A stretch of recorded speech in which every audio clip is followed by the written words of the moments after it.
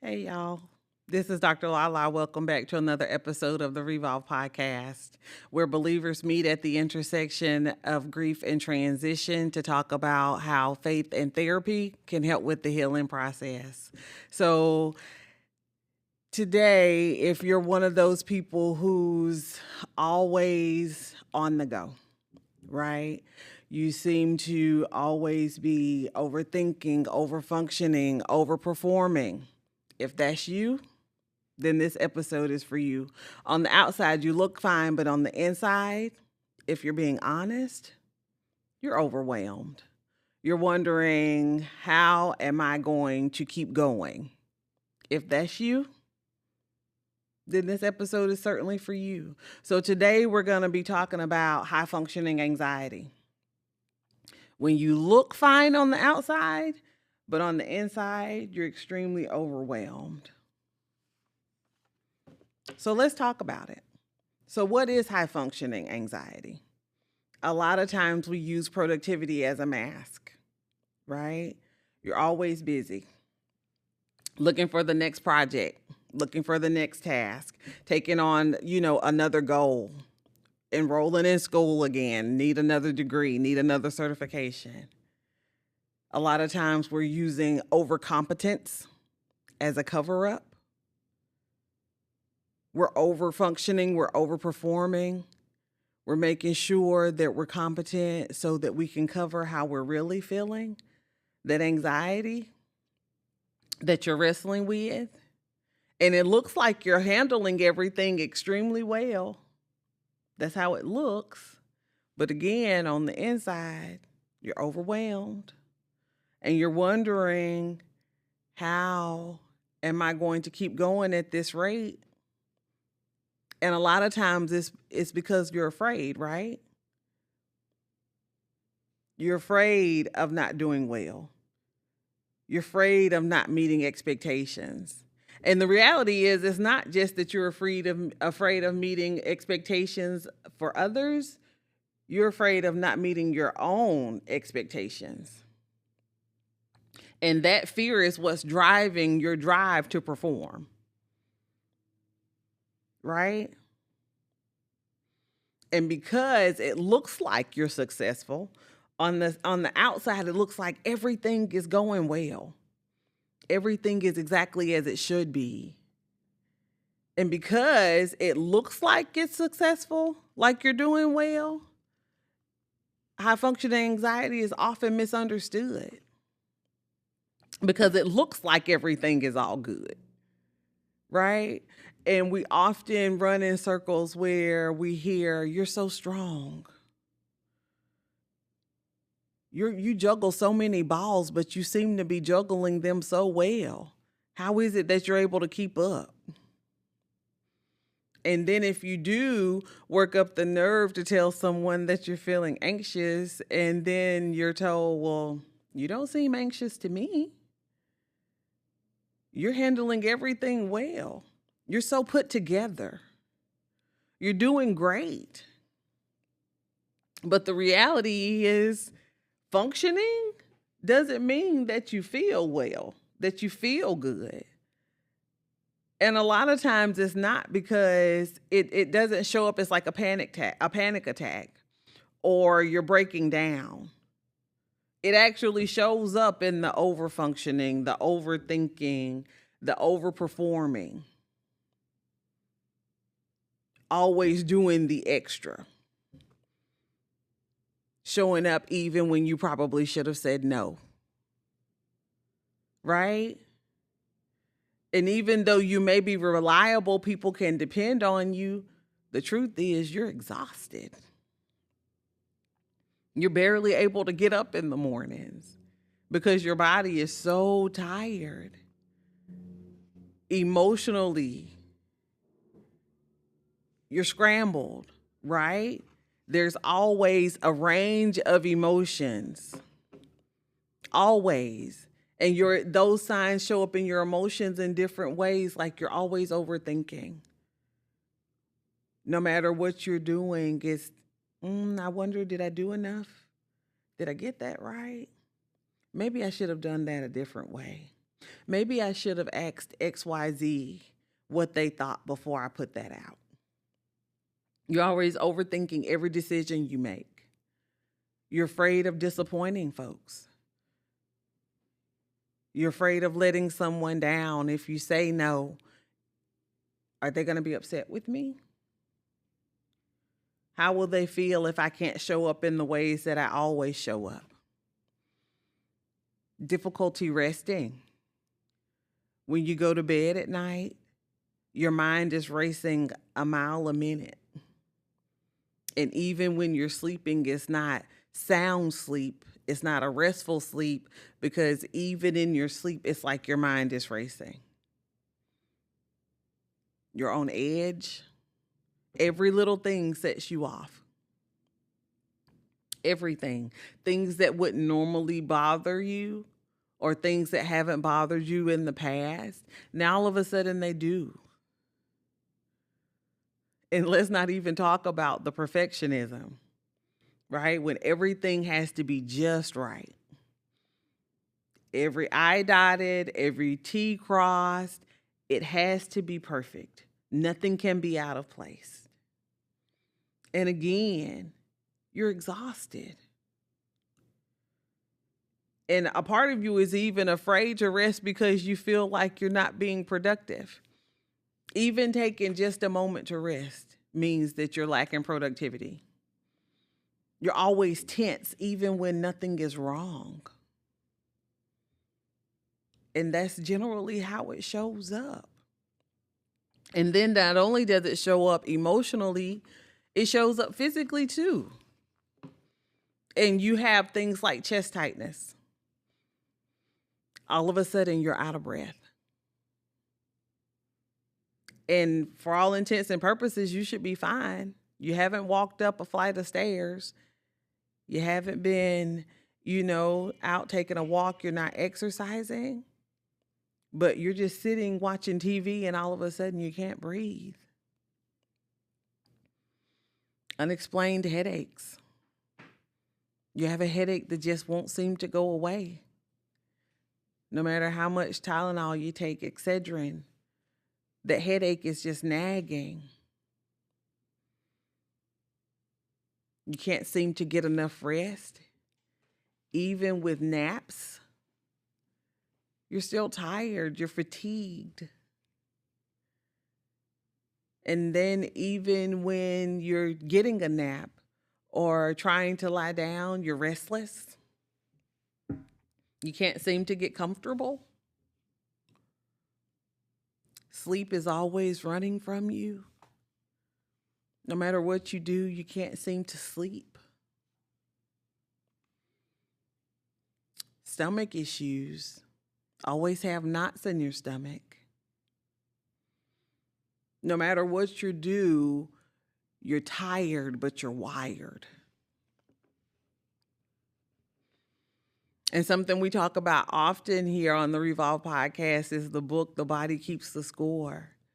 And it talks about how what we go through life, all of our experiences, they stay with us. And our bodies remember. They hold on to it.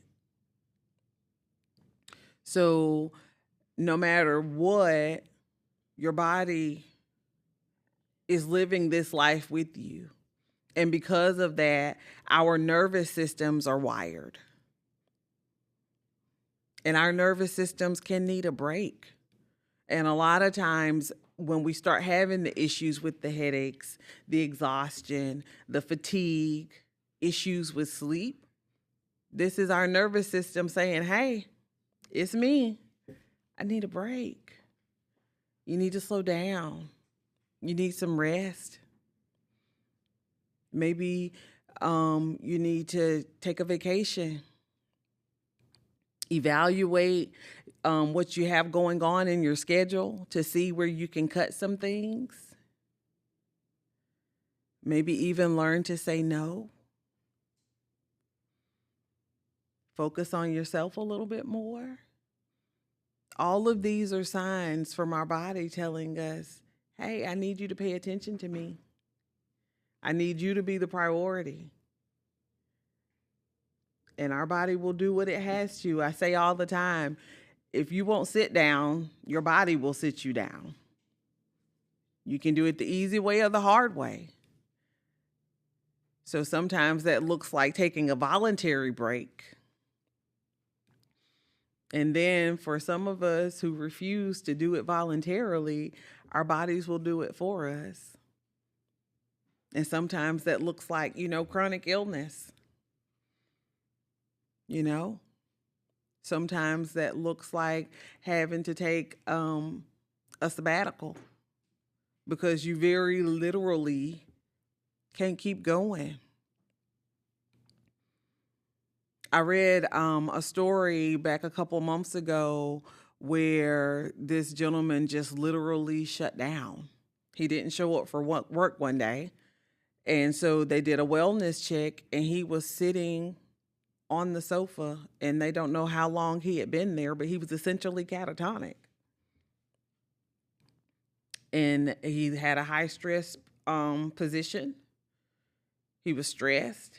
He had not taken a break. He hadn't taken a vacation in a very long time.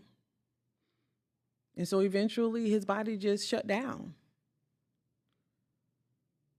And the reality is that his body had probably given him signs and signals, and he just ignored them because we have to keep going. We got to produce. That's the society we live in, right? But the reality is you can't keep producing without adequate rest. Your body has to have an opportunity to reset. Your mind has to have an opportunity to reset. Eventually, it's just like any other type of system, just like with your computer. If it gets too hot, what happens? It shuts down. If the system gets overloaded, what happens? It shuts down. Even with an electrical system, if too much power is coming into it, it can shut down. Like when electrical, when something gets hit by lightning, it'll shut it down. But also on the opposite side, if you connect something to an outlet and it's pulling too much power, that'll shut it down too.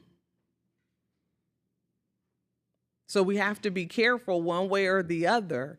There is the potential for the system to overload. It can either overload or it can short circuit. But either way, we have to pay attention. It's the same thing with our bodies. Our nervous systems work the same way. And so we've talked about how it shows up emotionally and physically. So naturally, our spirit man is also affected. Yes, ma'am. Yes, sir. It is. And a lot of times that looks like it's hard for us to trust outcomes, right?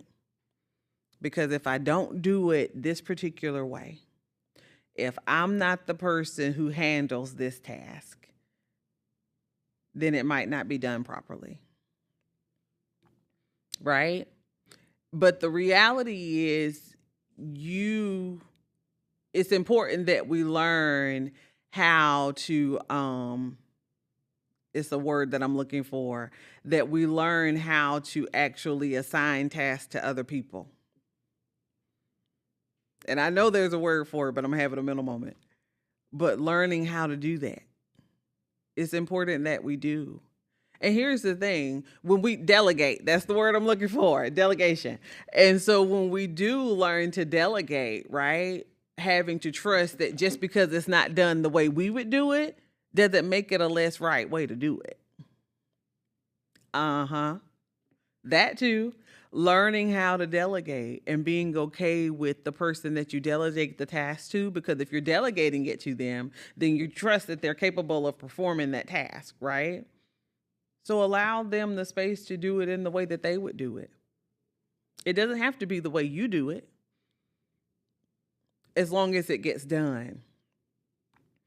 Also, feeling distant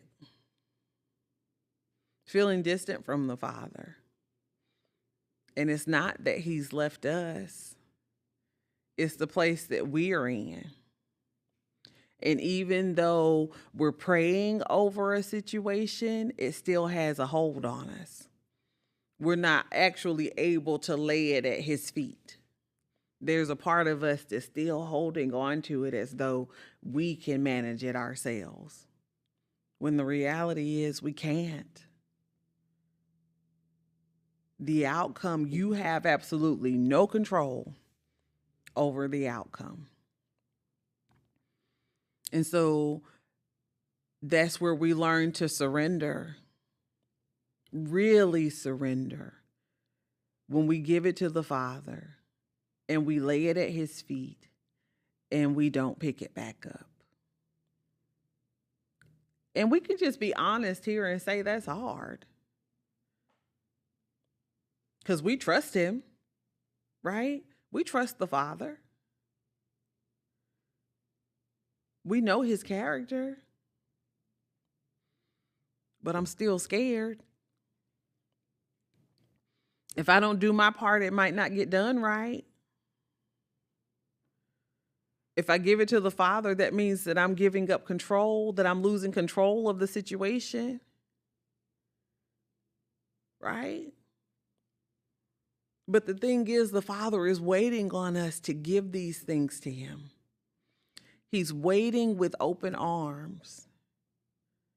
And he's inviting us to a place of stillness. He's inviting us to a place where we can rest with him and let him handle it. And scripture gives us a framework for that. Isn't he so good to do that for us?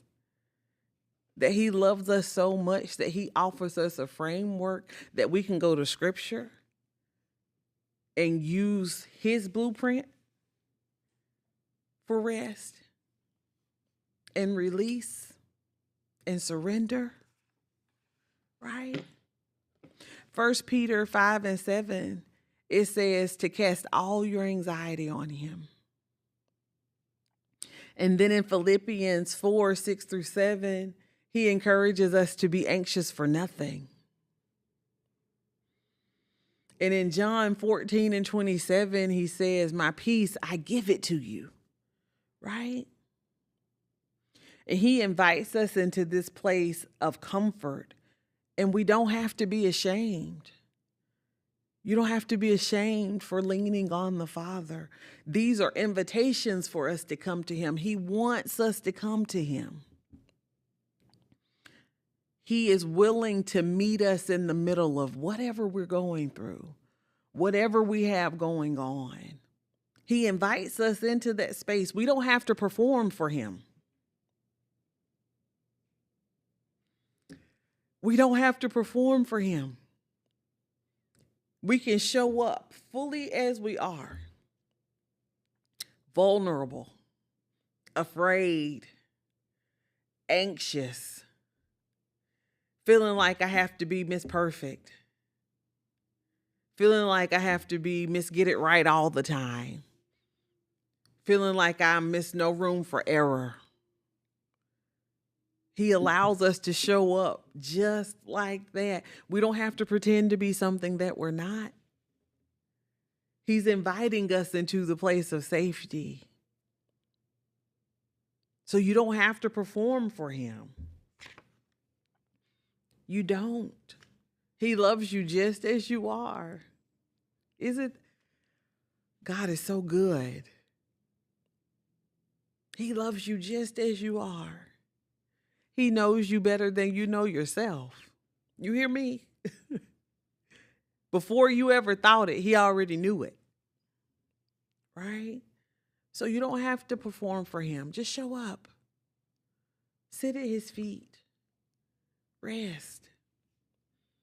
And so what are some practical tools that we can use to help when we're going through these seasons? Right? Because we're declaring that it's a season. This doesn't have to be your life. This doesn't have to be the journey that you stay on.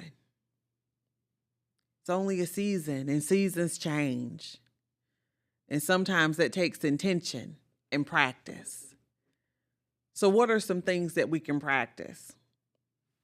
Do things like breath work, taking time to be intentional about your breathing, because that tells your nervous system to slow down, tells your mind to slow down. It helps you to regulate. Then setting realistic expectations for yourself. And that's a big one. Let's just sit with that for a second. Be realistic with your expectations. Don't set yourself up for failure. And yes, pressure can be a good thing. It can. But we shouldn't be living under constant pressure. That's not the life we're called to live. So set realistic expectations for yourself. It's not realistic to purchase a car with a note that costs you $2,000 a month and you bring in $2,500 a month in income, right? That's not a realistic expectation. You can't afford it, right? So you're setting yourself up for anxiety because you've put yourself in the position to be responsible for something that you very literally don't bring in the appropriate income. Not that you can't ever have it, but make good choices. Create rest routines. Set aside time to actually get rest. It's not healthy to stay up all night. And I'm guilty of scrolling myself. But it's not healthy to stay up all night. You cannot survive on 2 hours of sleep. It's just not healthy. Decrease stimuli. Again, like I just said, I'm guilty of scrolling myself. So try to make a practice of not going to bed with your phone and scrolling until you fall asleep, because that's stimulation. Also, show yourself compassion.